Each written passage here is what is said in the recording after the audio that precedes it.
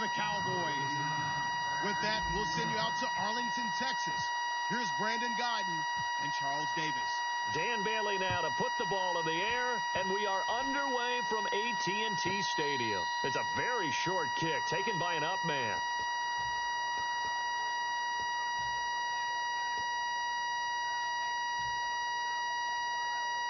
And they'll start this drive with very good field position.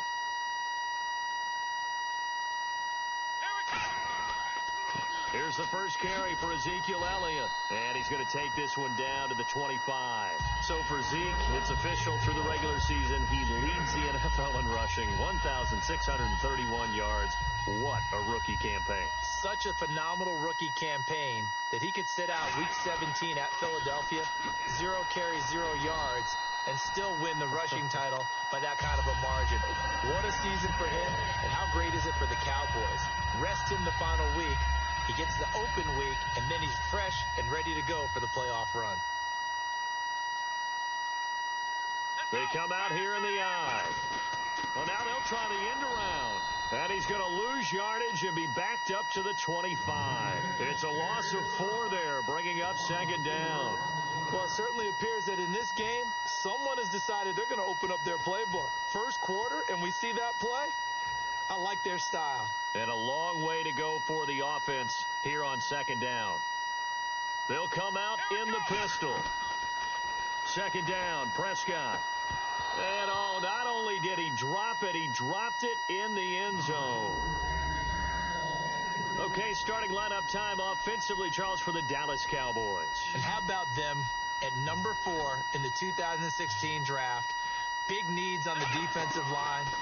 And they go with the running back. They go star power. They went star power, but Ezekiel Elliott, in a lot of ways, was exactly the right decision. When they had winning success in 2014, they did it running the football.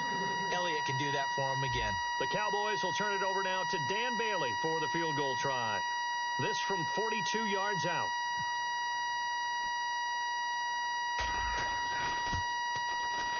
And that is not going to get there. Oh, he missed it short. It's no good, and this will remain a scoreless game. So it's an empty possession there, and you'd have to say it's not like him to come up short on a kick like that. Yeah, and it's real easy for me to say this, but anything in the 40 to 49-yard range should be pretty automatic for an NFL kicker, especially in terms of at least getting it there. So you're right. That is a surprise if this would come up short. The starters for the Seahawks of Seattle on the offensive side. Charles, they could use a big game from Thomas Rawls. And they really loved what they got out of him last year because an undrafted player is not supposed to give you nearly 6 yards a carry in production. And that's exactly what he did. They need a big game out of him, and they expect it. When you execute a drag or a crossing route really well and give them a chance to let it develop a little bit, you can gain some significant yardage hitting your tight end on that one. They come up in an offset eye. They go play action here on first down. And it pops free. The collision there jarred the ball loose and brings up second down. And the defensive starters for the Cowboys, here they are, and it's a defense.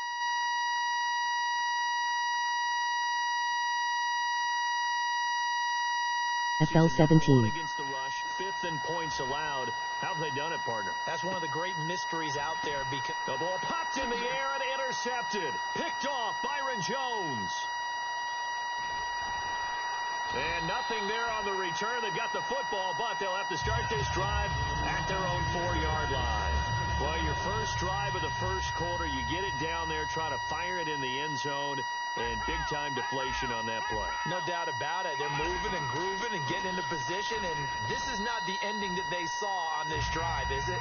They had things going their way. 2 yards on the carry there. It'll be second down. They go to Elliott again. And he is met at the line of scrimmage, and he goes down right there. Officially, no gain on the play, and they're left with a 3rd and 8. Great play there off the end. Question, Charles, in a 4-3, you hear about the D tackles a lot. What's the role of the ends? what they want to do is control the edges of the defense. And you always hear about an offense talking about setting the edge in the running game. Well, the defense wants to do exactly the same thing. In the defensive end, often against an offensive tackle, sometimes a tight end, they can't let themselves get hooked and let a running back get outside, because if they do that, that hurts the integrity of the defense overall. My man, the encyclopedia. Now Prescott, and on the left side, he's got Witten. And he will have the first down here as he's up to the 15. I don't know if I agree with that. I guess they don't care if I agree with that. But, boy, you have to be surprised by that, right? I definitely was surprised that they decided to go for it in this situation. But they must have either felt like they either had a great play call on or they're trying to show extreme confidence. A loss of a full 3 yards, and now it's second down. The insistence of speed at every position is really seen at the defensive end spot. These guys in the old days were often outside linebackers. They just pushed them forward because they wanted to play fast and get to the quarterback or the running backs quicker than ever before.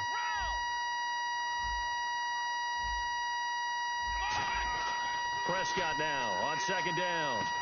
Oh, he got position on him, and he pulls it in. I know the numbers this season are not Dez Bryant numbers, but something keeps nagging me that he's not on the downside of his career, that he's going to be poised for a big playoff run. There's just something about him and his explosiveness. You mentioned the numbers, 796, 13 games played, 50 receptions, but you still think there's a lot there in the tank? I certainly do, and I think it got off to a bad start for him because he was injured early. Then he had to adjust to Dak Prescott as his quarterback. Remember, he knew what Tony Romo would do in every situation. And I think that Ezekiel Elliott, his ascension, really hurt Dez Bryant in terms of numbers because they became much more of a running team. They'll get 17 yards there, and it'll be first down Cowboys.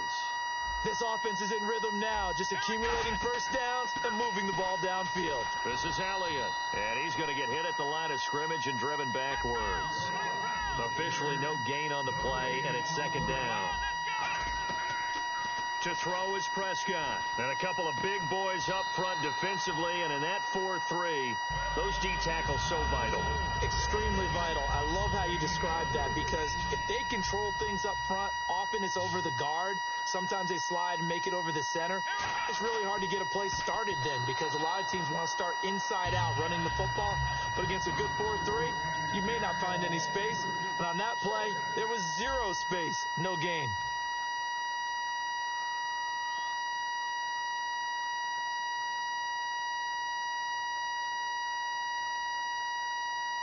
And a really long drive here, and it goes on and on.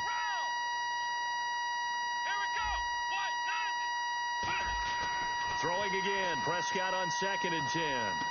His throw caught at about the 5. And he is into the end zone for a Cowboy touchdown. Gavin Escobar from 21 yards away. And the Cowboys are in for 6.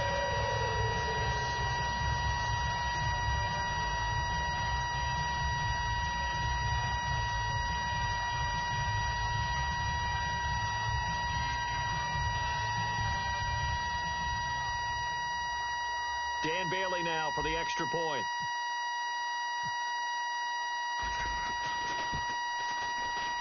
And this is up and good to make it 7-0 Cowboys.